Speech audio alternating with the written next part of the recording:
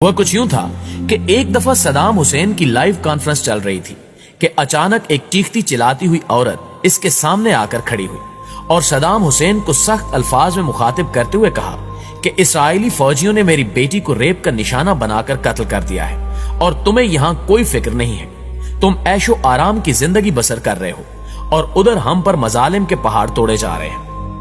اس عورت نے مزید کہا کہ روزانہ ہمارے گھروں سے اسرائیلی فوجی ہم سب کی آنکھوں کے سامنے ہماری بہنوں اور بیٹیوں کو اغوا کر کے لے جاتے ہیں، جن کو بعد میں قتل کر کے پھینک دیا جاتا ہے، اور ہمارے چھوٹے چھوٹے بچوں کو سڑکوں پر گھسیٹ گھسیٹ کر مار دیا جاتا ہے۔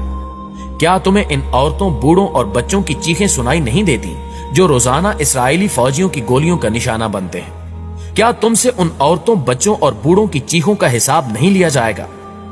اس عورت کی یہ باتیں سن کر صدام حسین رونے لگا اور کہا کہ اب اسرائیل کا کوئی بھی شخص صبح کا سورج نہیں دیکھ پائے گا، اور جس طرح یہودیوں نے ہماری ماؤں بہنوں کو رلایا ہے، میں اسی طرح ان کی چیخیں نکلواؤں گا اور ان کو تہس نہس کر کے رکھ دوں گا۔ لہٰذا اس کے فوراً بعد صدام حسین وہاں سے اٹھا اور فوجی قیادت کی ایک میٹنگ بلائی، جس میں اس نے اسرائیل پر حملہ کرنے کا حکم جاری کر دیا،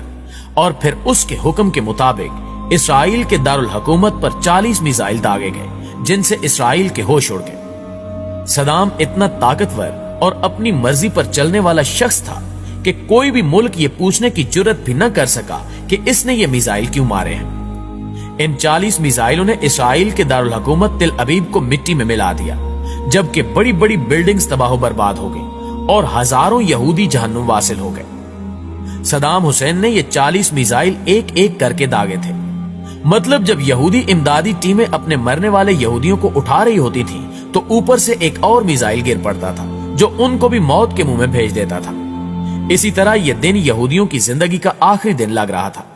لہٰذا تمام یہودی چوہوں کی طرح اپنے اپنے گھروں میں چھپ گئے اور مرنے والے یہودیوں کی لاشیں ویسے ہی سڑکوں پر پڑی رہیں جو کتوں کی غذا بنی۔ صدام حسین کے حملوں سے لگتا تھا کہ آج کوئی ایک بھی یہودی بچ نہیں پائے گا،